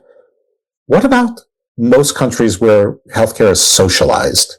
And it's a giant drain on the system to just pay people to linger for years and years, as opposed to just a cure. So let's just say the United States is woefully corrupt. So is Norway, so is Canada, so is Australia, so is Ecuador, so is China, so is Cuba, which I'm hearing is a beacon of wonderful health. So is North Korea. I mean, none of them, they're all in on it too because of big pharma, which is, 80% of big pharma is in the United States, and then a few of them are in Europe. I mean, they're not so big where it's socialized medicine, which is why the rest of the world doesn't pay nearly what we pay in pharmaceuticals. They pay nothing compared to what we pay for the same stuff. It's ridiculous. We subsidize the world, which is one of the accurate gripes, of the Trump administration. And see, but the thing is, like, I knew too much, but not like in the conspiracy-minded way. Like, I know why, because they want patent protection. They want patent protection to last longer, but they want the FDA to speed, to not make testing take 17 years for long. Exactly. They want it to be 3 years to go, and that's why there's still class action suits, for things that have been approved. We need this drug out there now. It's all part of that. And yes, that's a game, and yes, it's rigged, and the punchline is that people have to get injured or die for the class action suits to keep them honest, but it's going to keep going like that. But that's in the US. I mean, there's like 203 countries in the world. They're not all subscribing to this. That's true. I would truly listen. Nobody loves conspiracies more than a guy with a show that was called Garden of Doom. But this used to be the exact opposite of the advice that I would give to anybody. But now I urge everybody out there, join your condo association, join your homeowners association, join the PTA, join your kids' little league, board or management, and just see how little can be agreed upon on little things, how these little things can take over the lives of people. And I know. And you try to tell me that if 10 people can't agree on the right shade of tan that's not offensive to the rest of the homeowners or community, that there's a group of people who can control what the actual entirety of the world. So just enjoy a little local private politics, in your volunteer time, and understand the chaos theory of that is nuance. So do you believe that there's only like 10 families that rule the world? Absolutely not. You don't think so? No, absolutely not. I mean, see that I can get behind that one. Like, I believe the Rockefellers and a lot of these, old who families. Are the Rockefellers now, though? What Rockefeller do you know that's like? I don't know. You still know some Kennedys, but Bezos was nothing until 22 years ago. Elon Musk, you never heard of him. Steve Jobs and Steve Wozniak, I know that they're dead, but you hadn't heard of them. Peter Thiel, Peter Ellis, and him and Musk combat. I mean, and the Saudis, they haven't been rich, except for the last 150 years or so. So, I mean, who all of the powers that be aren't the same as the powers that were. And this is, I mean, I'm sure there's still Carnegies out there and Rockefellers out there that are doing just fine.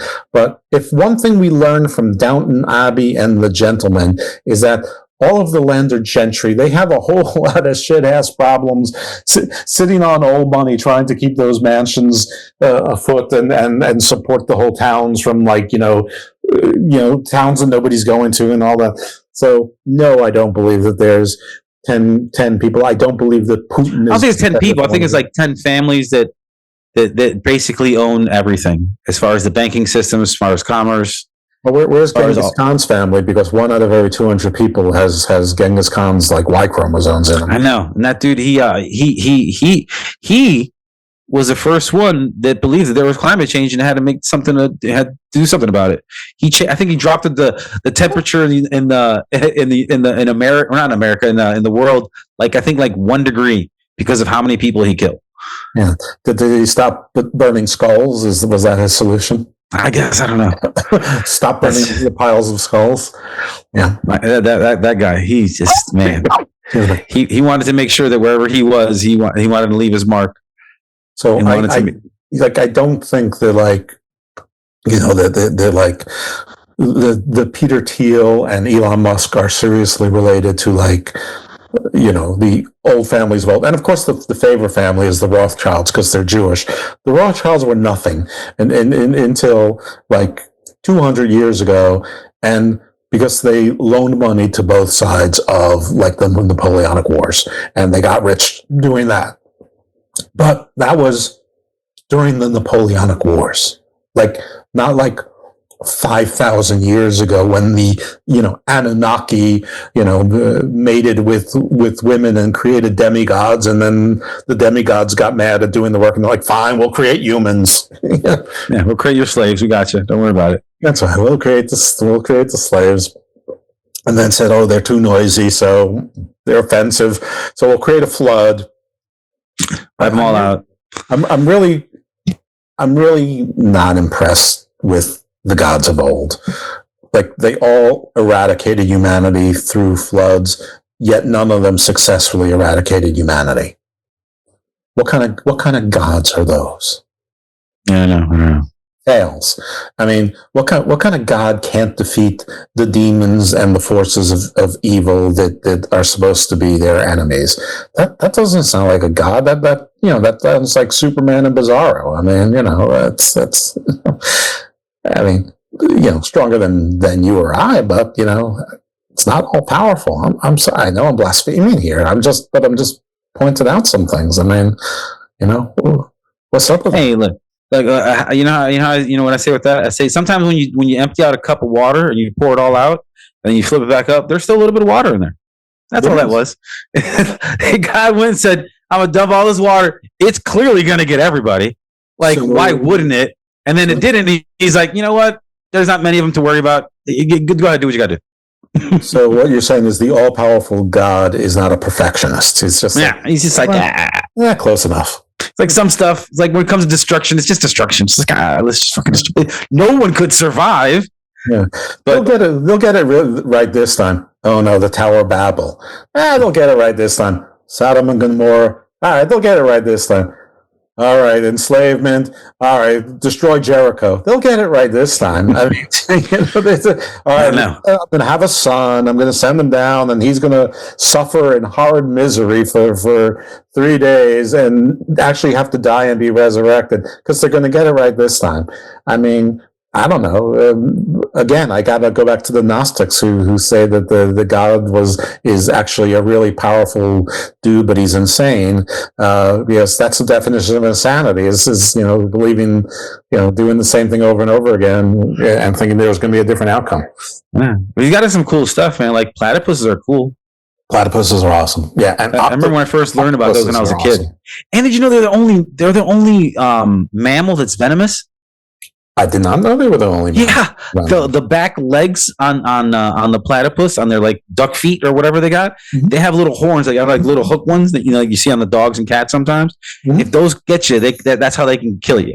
Well, I know that they're venomous because that's how they hunt. Like they use like sonar with their bills, and then they use like venom to like get their prey because they're really small, so useless. But I didn't know they were the only mammals. The only mammal venomous. I mean, I never really thought about who. I mean, I would think that at least the echidna, which also lays eggs, might also have a little venom in them. I don't know. I thought bats had venom in it when I was a kid. I don't know why. I figured it flied. It was it has to have venom, right? No? Oh, doesn't have venom? Oh, okay. Not even a vampire bat? Like, how does it paralyze you and drink all your blood? The saliva has an anticoagulant in it, so then that's why they only need a little tiny nick. So then the blood just flows out when they go. Yeah, I've know seen a lot of people named Nick who are tiny that I'd like to sacrifice to them. No, I'm kidding. Yeah, I've seen them what was it, National Geographic or something like that, or something on PBS, watching like a documentary. They're talking about vampire bats, and then you see them just on the backside of a cow or a horse and just licking, and they don't even know that it's there because when it bit them, it just bit them enough that it's just a little bit, and then just a little crazy looking fucking tongue sticking out. But they said that the mucus, the saliva on their tongue is an anticoagulant, so it makes the blood. They don't have to have a big hole. It's a little tiny hole. Sip it like a straw. They're very polite. It's like they put like local anesthesia on you. It's fine. And like cows and things like that. I mean, they're used to getting bitten by flies and mosquitoes and horse flies all day long anyway. So I mean, they only really start to get bothered when it's like a coyote or a wolf. But yeah, so those I don't know about it. There's so many other Mandela effects that keep on popping up, and I can't get with them. But I just don't understand why something like this. It was nothing. I don't remember ever hearing about anything like this. This is what happens when you come on my show. You start with Mandela effects about like cartoon characters, and I take you to God as a fraud. He doesn't even kill everybody when he says he's going to kill everybody. I'm going to smite all of you. Somebody else survives. We're like cockroaches. Strike me down. Hey, look, if we were made in his form, then that means we're pretty good. Like now you ain't gonna kill me. You have to try harder than that. Which form? Well, that's the other thing too.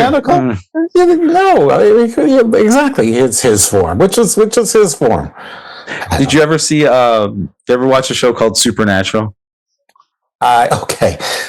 Yes, once I watched it, and I watched it once. And I thought that the end was so stupid that I left. But the girl who got smushed on the ceiling, isn't she the one? Isn't she like Blake Lively? Like, didn't she like turn into a big star? I can't remember. I'd have to go back and look and see what the cast is of the first episode. Gossip Girl or Gilmore Girls, but she's the one she did that movie Savages. But she's like married to Ryan Reynolds, and she got sued. That is Blake Lively. Yeah, and I think she's the woman who got smushed on the ceiling of episode 1 of Supernatural. Okay, so after that episode, you didn't see anything else? Nah, didn't watch a second of it. Oh man, it's so many. The last few seasons get kind of weird. There was a couple years where I was woefully underemployed, and I tried a lot of those shows on Netflix, like CW shows, like the 100, Supernatural, The Vampire Diaries, and a bunch. And like, it was only the something like The Ancients, I think something was called, but it was like a spinoff. And I don't know. I just wasn't really the originals. I just wasn't like, I was already scarred from what was the fucking show on HBO? True Blood. Okay. So True Blood, I really liked season 1.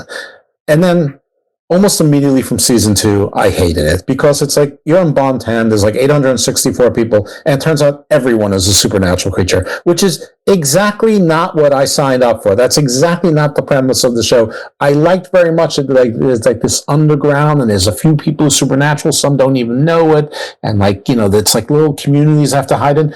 No, everyone's freaking supernatural. That loses me, and that's what was happening in Supernatural and The Ancients and The Vampire Diaries and all. I hate that shit. It's like British science fiction. It never ends. It's like the character is there, and then the character is blind, but he's led by a mouse. But the mouse is being tormented by fleas, and the fleas are being tormented by lice. And then there's an extra dimensional frog that's controlling them, but that frog is being tormented by turtle beans. It's like, shut up, stop. I'm not interested in all this. I mean, it's quantum annoyance is what that is to me. Here's one that's a big. Do you believe that aliens exist on our planet. And I don't want to. Okay. And if you want here to define alien, a humanoid person, that may or may not be able to camouflage itself into looking like one of us. Okay. The answer is no, I do not believe it. But I believe that is far more likely than the existence of an all-powerful God. Let me put it that way. I think mathematically and statistically that is probably fairly likely, given the age of the universe and the age of our planet, and and the relative age, and if you bring in these multi-dimensions and multiverses into it, which I haven't bought into those theories, but if you do, I would say that it's statistically almost impossible that someone has not visited, and maybe they left something behind, whether it's a humanoid or artificial intelligence or some combination. I mean, to an extent, we're already getting to the point where we could see human and machine merging. So, I know it's crazy. See, I on Instagram, I follow a lot of technology pages, and a lot of the stuff that I see that comes out of China, like as far as they're getting with like robotics and AI, it's absolutely astonishing. I think Japan allows, or is it Japan or Korea? They allow robots to just roam the streets, like Japan. Yeah, I'm like, what? They just walk around. You don't need to go that far. You can go into the states here, your west. Texas is like the American hotbed of like robotics. Oh, Austin, yeah. Keep Austin weird. I mean, they're building the same stuff they have in China, and and all of that. Those humanoid ones, the little dog ones, the wolf-like ones, the bigger ones. Did you see the one that there's a robot one that you can ride it like a horse? Yeah, I've seen it all. I mean, I don't know which are real and which aren't these days, but that one's real. The one that you can actually, I looked up on the website and like Googled it and like went to the actual. You can order one. They're like $5,000, like anywhere from like $3,500 to $5,000 depending on like what model you get. And I'm like, what? Wow. I mean, I have no doubt that these things exist. I mean, I think I probably want one that's more like built like a hippopotamus, but with like 8 legs, like a spider or something, like more like a beetle, just for the sturdiness and for it to be not maneuverability. Yeah, maneuverability is as a kicker. Wheels are hard, but like legs and extra attachments that can grab and grip. Yeah, I want my robot. I don't trust my robot horse to have better, than like the Uber automated driving cars. I don't like that at all. Like that. If somebody would have told me, 30 years ago that there's going to be cars driving themselves, and you call them from your phone to do it, I would have been like, whatever you smoking, like sell me $10 worth of that. I want to try that shit. A couple of years ago, one of my friends' dads passed away. So, a bunch of us who had we're in the area, but we've all, grown apart. They've got kids, wives. Some of us have second wives. Shit happens. So one guy picked me up to go, and he was very proud of himself with his new Tesla, and so he would say, "Hey, it can drive itself," and he let go of the wheel, and I freaked out because it's looks like it's veering. It's not veering. I mean, the lane, the onbound lane is narrowing. The car knows it, but I don't, and I go to grab it. He goes, "Don't touch it," and I didn't, but I really want to. And sure enough, it moved in, and the car knew better. But I don't know. I mean, I have a tire sensor that's been saying the tire is bad for 2 years, and until we finally had to replace the tire sensor. Meanwhile, for like a million years, like a year and a half, to say, "Oh, your tire is bad. You need to replace your tire." I bought more tires in the last 2 years than I did in the aggregate of the entirety of my life. I'm not including when you buy a new car and tires come with it. Yeah. Those are separate. Right. Whatever. This is so, yeah, I believe in technology, but at the same time, I'm not so ready to trust it with my soul. But it's a coming, and and it's a mental, like, probably our grandkids would laugh at us. Yeah, the technology we have, for being worried about that. They're like, yeah, this car can't get drunk. This car can see in 3 dimensions. This car can see in all directions at the same time. This car has no blind spots. This car will automatically move, brake, stop. It will never brake hard because it can't brake hard. All of the other cars are equipped the same way. So, you're never going to get into a crazy traffic jam. Maybe you'll be going slower, but at least everyone will be going 31.5 miles an hour. Yeah. It's not like you'll be going 2 miles an hour. It's a conveyor belt. Well, that's the conspiracy theory too that I think a lot of people don't say as much or talk about as much, is the fact that the technology that we have now compared to just 20 years ago, how quickly it escalated. Because it's one thing to go from the 60s to the 80s as far as what technology was. Then from the 80s to the 2000s, that was a pretty big jump. We had a lot of good stuff. But from the 2000s to the 2020s, that was probably the most, like, the same size SD card that used to be 5 megabytes is now 1 terabyte. Yeah. What? Like, how do we get the storage from the same size thing? And now we have, I can't even multiply how high that is. Like, much more space. Like, what? And it's the same size. It's like, what? I don't understand that. Like, that technology, like, that's why people think, like, that's why I've heard people say, oh, it's alien technology. It's like, that's one of the things that we did as far as a treaty with them. Because I've heard that one before too, is that they said that like, if you let us just take some of your people and kind of just experiment on them and see what you guys are all about, we'll give you the best technology in the fucking world. We'll give you, like, none of your friends will have the best technology.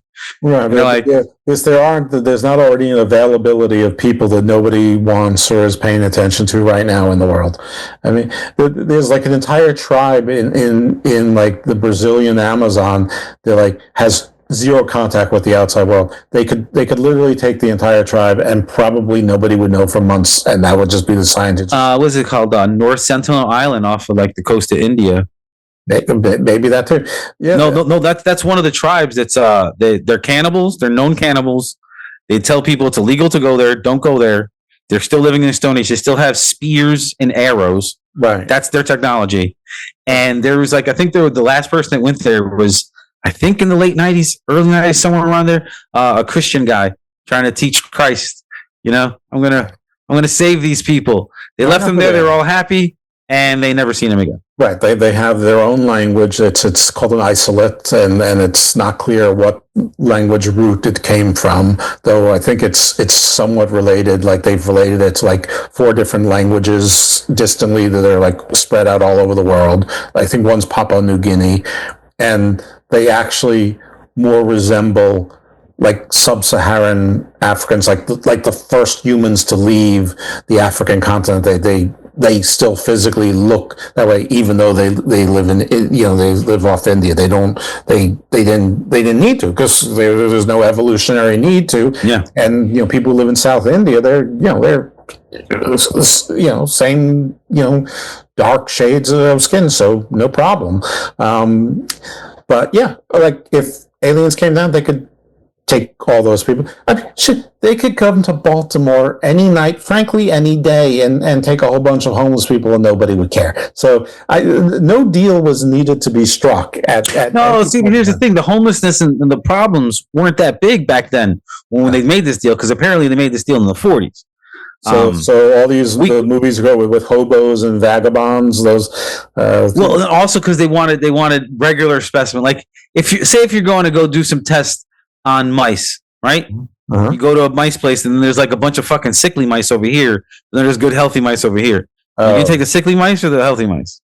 Okay, so they couldn't find some, like, Jeremiah Johnson, like, mountain. Hey, look, this guy has a house. He has a wife. Looks like he has family. And look at how big he is. He obviously eats well.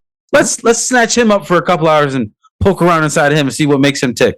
All right, you're explaining it very well. So you can't eliminate that. So just to be devil's advocate, because people said the same. People said that to me before, and I'm like, well, that homelessness wasn't a problem like that back in, like, when this apparently was, considering what some conspiracy theories happened in the 40s.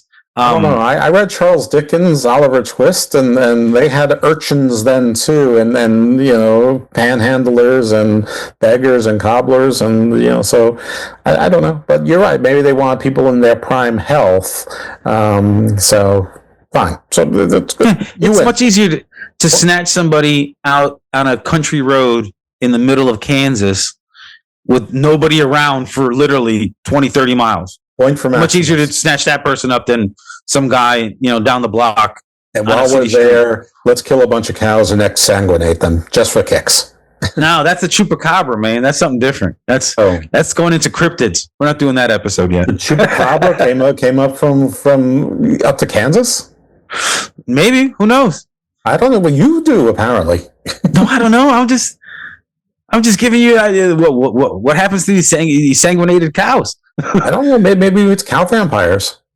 Maybe. I wouldn't doubt it. Remember, in a bunch of the lore, they try, if the ones that are good, they try to eat, non-human blood to try to keep themselves alive, but it's just not the same. Listen, people, yes, there are people who are cannibals, but people opted not for cannibalism for a lot of reasons. One, we're social animals, but two, I don't really think that we taste that good compared to like a cow. So maybe our blood doesn't taste as good as a cow's to a vampire. Maybe we've got it all wrong. Maybe there are vampires. They're just not interested in hunting people because there's a shitload of cows out there to exsanguinate. That's crazy. Yeah. It's ridiculous. It is. I thought I had some ridiculous ideas. Well, that's yes, this show, we're full of ridiculous ideas and comments. You shouldn't take any of this seriously, except for the broad part. That's absolutely serious. No, I'm kidding. I don't know. It depends on the day. But yeah, the alien, I'm down with the possibility of there being aliens. I'm down with the possibility of there being other intelligent life forms in places that we can't get to, like down in the Marianas Trench or below. Not exactly in a hollow Earth, but maybe under the Antarctic ice cap. The 2 miles of glaciers. There might be some cisterns or caverns, which they're like giant igloos that it's heated by the magma of the Earth. The core of the Earth itself. Yeah. And maybe they never had to shed their hair like we did when they left the savannah, so maybe they're more equipped to be. So, did you ever see a video? I don't know if it was near the Marianas Trench, but I know it was in the Pacific Ocean. Is where they had gone down with a submersible, and they hit the bottom of the ocean floor, or what they thought was the ocean floor, and it was just more water, but it was different water. Yeah, that's like just that alone is like what. What do you mean that's different water? Like they're picking it up and it's just water then falling back into the, I'm like, huh? I'm like, how dense is that water? Right. It was like an airlock, except it was a water lock. And then there's other water where like oxygen pops out from the ground underneath it and like things live in there. So I'm very open to there being other kinds of life and it being different levels of intelligence, and maybe being intelligent enough to have nothing to do with us, or maybe being perfectly ignorant that we even exist because they don't need it. They have a smaller society, or maybe they don't have what we call civilization. Maybe they're still doing the hunter-gatherer thing, and they just need to go in their little zones and that's it. They got plenty of mammoth and woolly rhinos and oryx to keep them fat and happy. Some giant sloths. Like a real sloth, not like me. Ridiculous.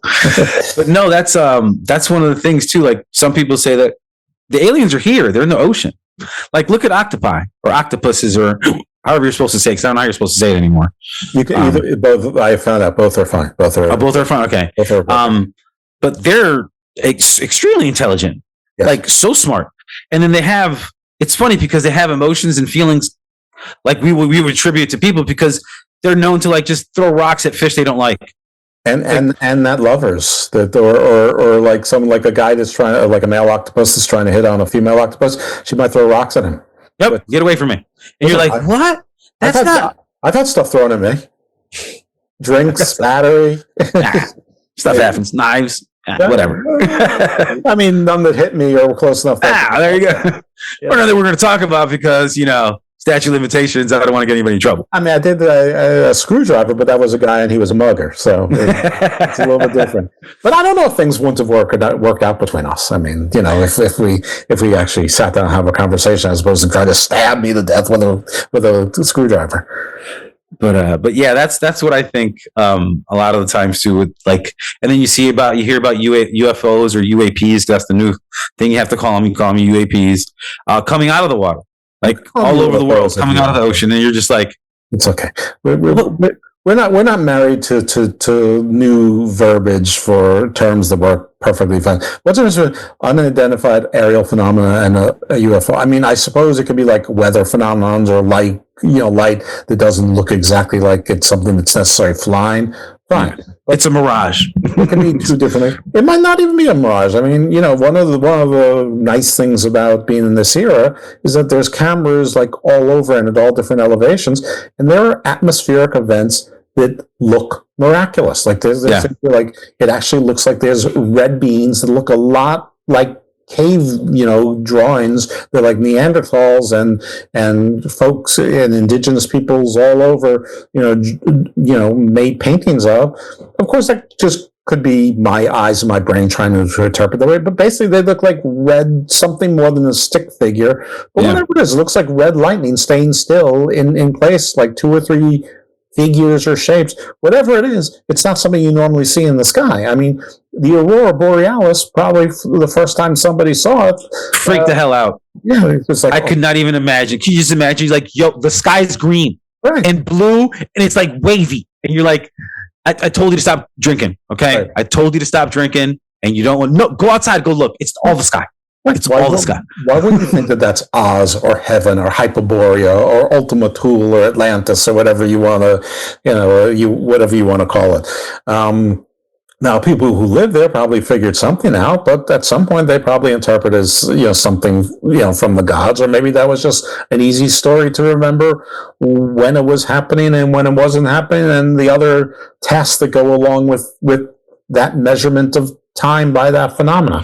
Or how about the people, if they ever travel and see other people and they try to describe what they saw, and they're like, you're crazy. Like, what are you talking about? Like, no, our whole town, everyone saw this thing. This was not a mass hallucination.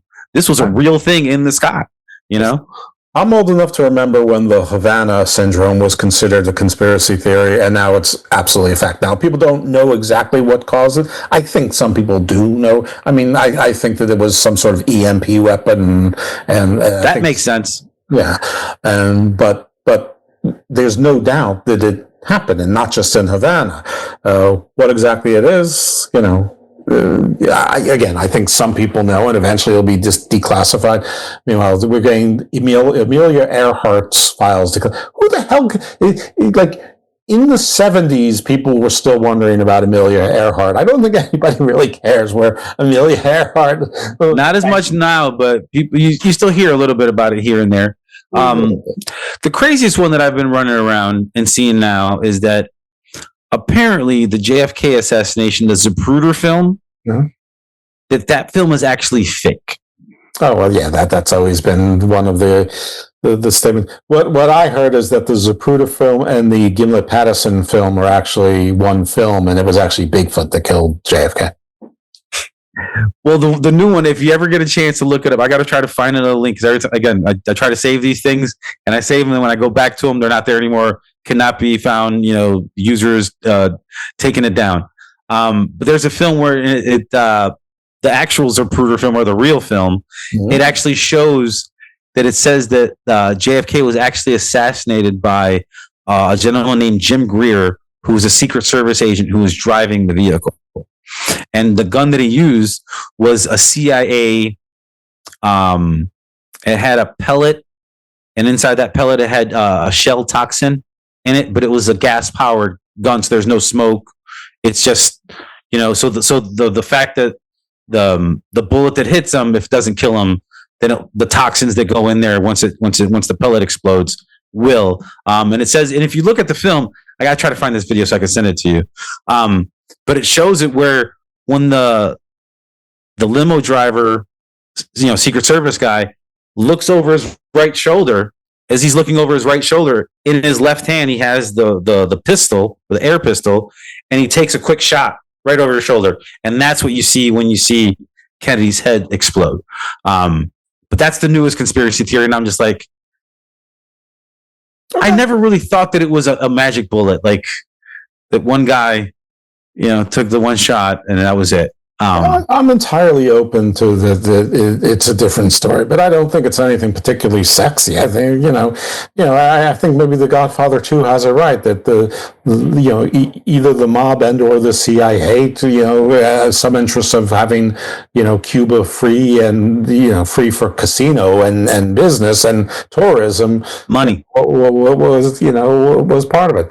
However, I've been to Dallas a number of times, and the first time I went there, we went to go see whatever that building's called, the something library, and the route and the grassy knoll. And book depository, right. Sorry. And when you are there, it's actually really disappointing how small everything's. The grassy knoll is just like, it's a little, you see it every time you go on any, highway or byway, and you go over any little culvert on the side. Yeah, you go on any exit ramp or entry ramp. I mean, it's nothing more than that. The book depository is a 4-story building that's not particularly tall stories, and it's not that far away. Actually seeing it made it so much more credible that somebody who was a good shot could actually make this shot. So, like, seeing it, I'm like, I don't think the guy needed. Actually, I think it's a harder shot if the guy was like hiding in the sewers. You'd have to sort of shoot up. I don't know. But your one makes sense. I mean, it went through the in the front and out the back of the guy's head. The guy, because the whole back side of his head exploded. The whole right side of Kennedy's brain was gone. But yeah, that's the newest one that I've seen. I've seen it a lot. I've seen it more recently. It just keeps on popping up on my feed. It's never the same thing, but they talk about that film, and every once in a while I can get a good look at it. But you do see the film. I got to find it, and I'm going to send it to you. And it does show, just like I said, looking over his right shoulder with his left arm on his right shoulder, taking the shot, and then just the gun's gone. But it matches up perfectly. And this is like, what the fuck? But they say that the reason that the Zapruder film is fake, or the one that we've all known to seen is called a Zapruder film, is if you look in the background in one of the still shots, there's a tree that's just in the air. It's not connected to anything, so it's a bad edit. So it's just floating in the air. It's like the tree's in the sky, and the trunk goes down, and then the trunk disappears, and then it's just grass. Well, I don't remember seeing that, but I don't remember last time I looked at the Zapruder film. So, the thing is, I don't know if it's too recent, from the time of my birth, but the Kennedy assassination never really caught my interest the way it did so many other people. Maybe if I was a little bit older, it would have, or younger, it would have, but it was just like, it happened like 5 years before I was born. There were so many other assassinations and plane hijacking was a thing. The 60s, they were killing everybody. They were like, you talking too much noise out here. We're going to go ahead and keep you quiet. I was so much more interested in UFOs and Bigfoot and the Loch Ness Monster than the possibility of dinosaurs still existing. I was so much more interested in that stuff than Kennedy. And by the time I got, more interested in regular things, like more interesting and like more, I mean, there shouldn't be anything more scandalous than a presidential assassination. But for whatever reason, it didn't seem much like every 20 years there was a presidential assassination thing really was, quite remarkable to me. But then nothing for George Bush, nothing for Joe Biden, So did you? The funny part about the whole assassination thing is that it seems to happen more often than not. Sure. But and it usually happens to a president that's usually very outspoken, that is not, I don't want to say extreme to one side or the other, but their base or their constituency is very like gung ho for them. And then the other people are kind of like elected president by being demure. I mean, aren't they all outspoken? Yeah, pretty much. I guess so. Yeah, Sleepy Joe wasn't that outspoken. He was not. I mean, I don't know a whole lot about like Garfield or Taft or those guys were before my time. before. Yeah, so maybe Herbert Hoover was really quiet. I don't know, but I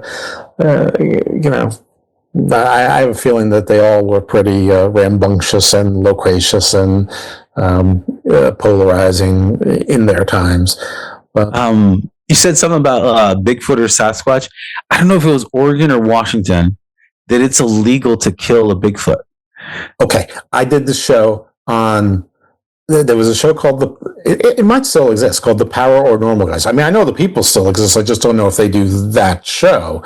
And if Glenn, you're listening, hi Glenn. And if any of the folks did like Shay and all those folks, hi, glad you're listening. Thank you. Keep in touch. But they did this segment twice called The Paranormal Attorney. And they had me on, and the first one was they wanted me to look into whether or not if a Bigfoot was killed, the person could be charged with murder. And in looking at that statute.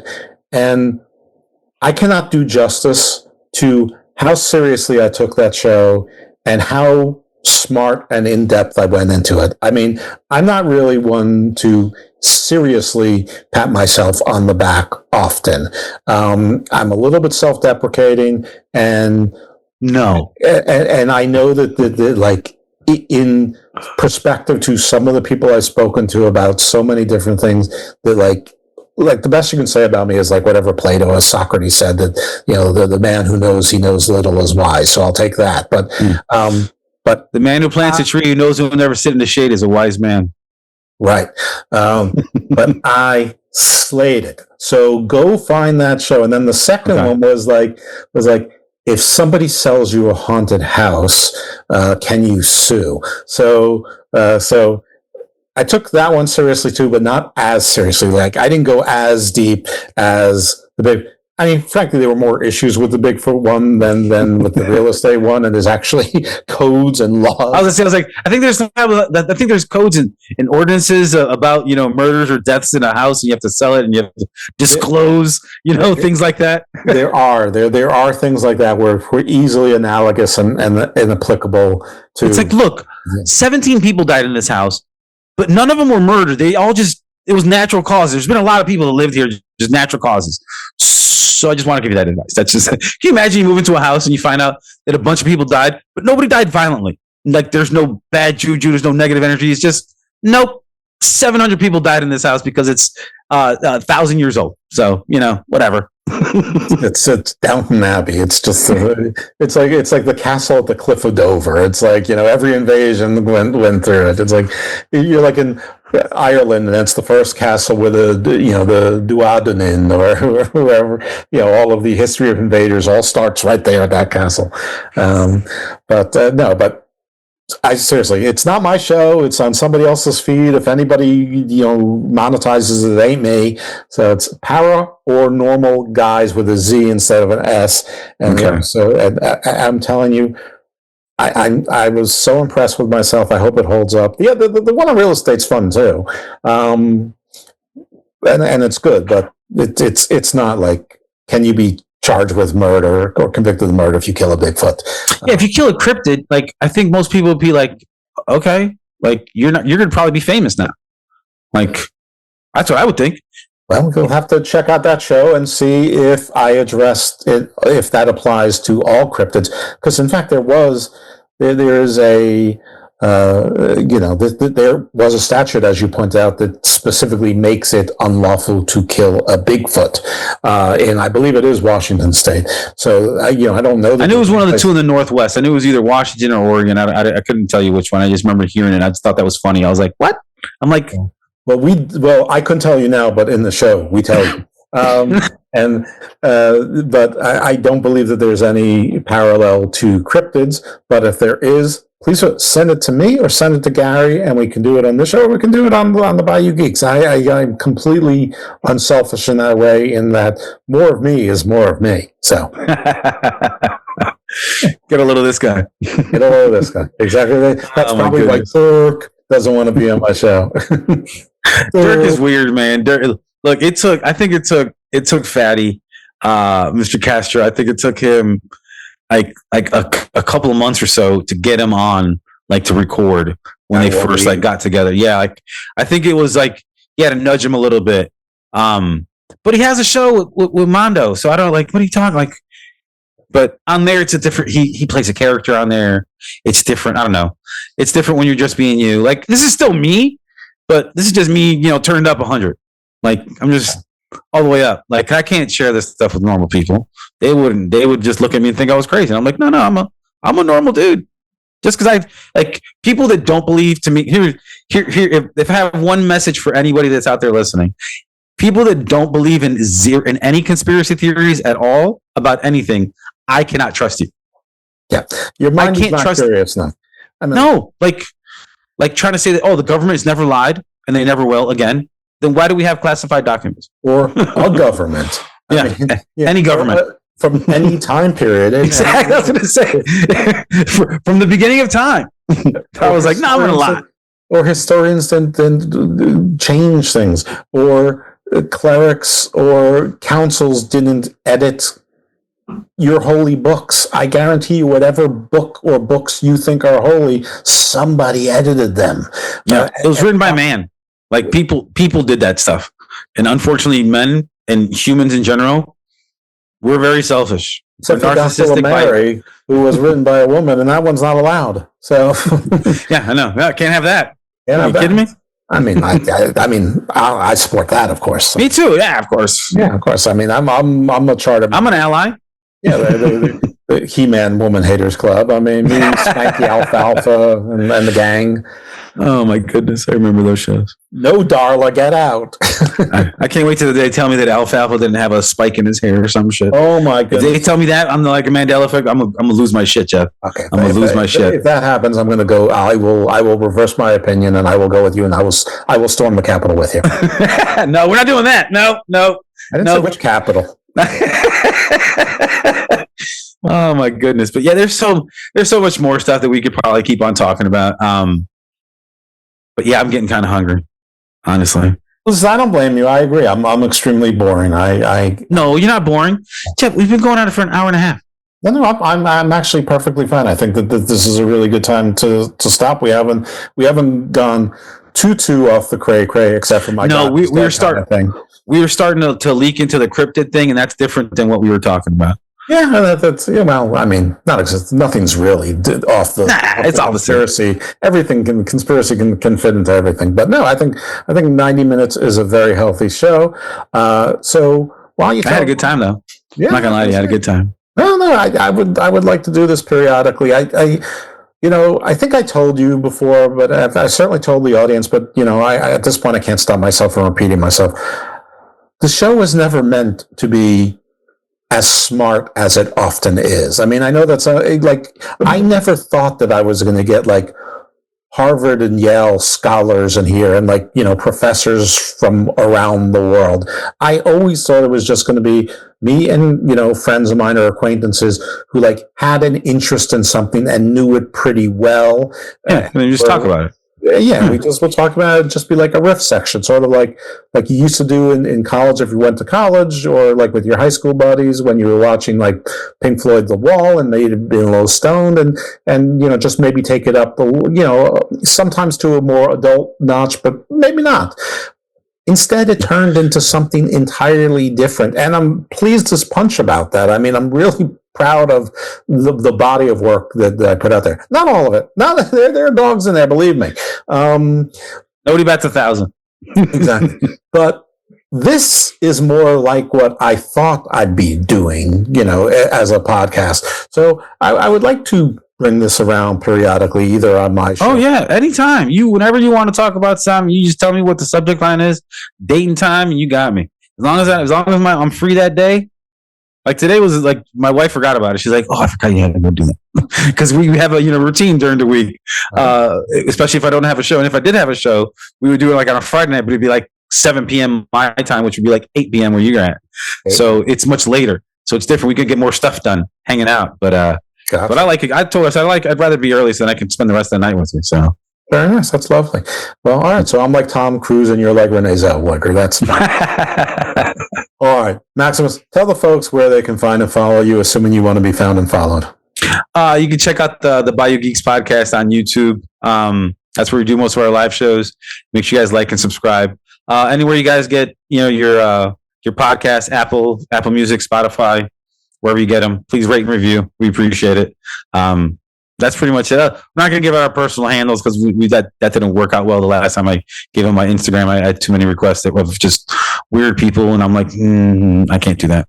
So not enough bikini models came to you. No, I wasn't even worried about that either. I have Instagram. I can see whatever bikini model I want, whatever. I want. Right. It's like I was like, don't you like those pictures? It's like, I mean, at this point, not really. It's just in the feed. You just scroll, and you're just like, all right, cool, good. Let's go. Keep on going. I don't even have Instagram. I deleted it off my phone. I still get an email every single day. See what you've missed on Instagram. I'm like, I don't care what I missed on Instagram. You're like, Zuck, leave me alone. Yeah, I'm not going back. All of you leave me alone. Seriously. It's like, I need you guys, but not that bad. Not that bad. I mean, anyway. All right. So what's the outro song for this time? We did Born on the Bayou last time. So this has to be... you know what?